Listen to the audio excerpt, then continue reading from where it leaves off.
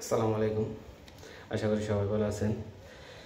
একটা সমসাময়িক বিষয় আসলে জামাত ইসলামের ভাইদের কিছু সংবাদের হেডলাইন দেখে বা সংবাদ শিরোনাম দেখে কিছুটা জিনিস আজ করতে পেরে আপনার সামনে বলতে আসলাম।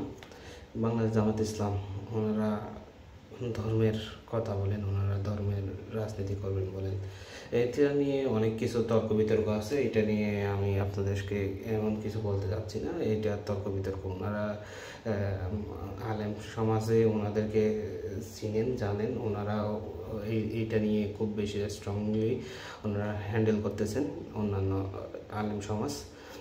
আমার কাছে একটা জিনিস খুব বেশি অবাক লাগে, যে জিনিসটা হলো ওনারা সবসময় কেন চাপিয়ে দেওয়ার রাজনীতি করতে হবে ওনাদের? কেন তারা স্বাভাবিক রাজনীতিতে আসতে পারে না? তারা সব সময় চাপিয়ে দেওয়া ছাড়া আর কোনো রাজনীতিকেই করতে জানে না। ওনারা দেখলাম 1971 সাল থেকে শুরু করে ওনারা সব সময় যখনই ক্ষমতায় যান সব সময় চাপিয়ে দেওয়ার রাজনীতি করেন।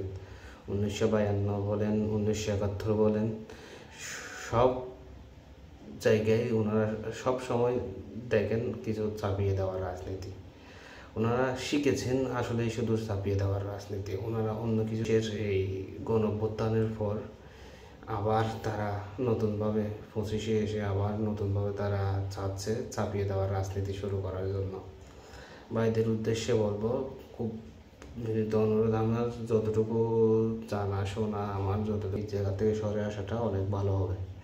কারণ জিনিসটা হলো চাপিয়ে দেওয়ার রাজনীতি বাংলাদেশের জনগণ কখনো খায় নেই আর খাবেও না। আপনাদেরকে এটা মাথায় রাখতে হবে।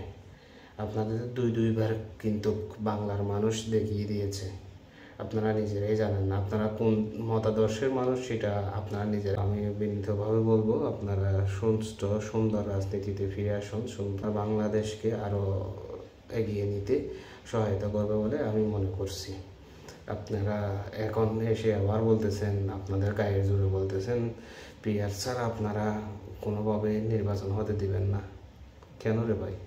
কেন আপনার এই জিনিসটা হতে হবে? আপনার কেন চাপিয়ে দেওয়ার রাজনীতি করতে হবে? কেন? আপনি কে? বাংলাদেশটার আপনি কে? কোন দিক দিয়ে আপনি মালিকানা খুঁজতেছেন? এত বছর পর্যন্ত যা কিছু করছেন এসব কিছু কিন্তু এই দেশের জনগণের দয়ায় করেছেন। এই দেশের আর তৃতীয়বার হবে না, দুইবার ক্ষমা করে ফেলেছে।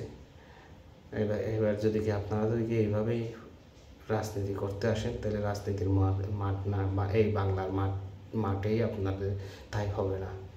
এটা মাথায় রাখবেন। ধন্যবাদ সবাইকে। খুদা হাফেজ। বাংলাদেশ জিন্দাবাদ। শহীদ জিয়া অমর হোক।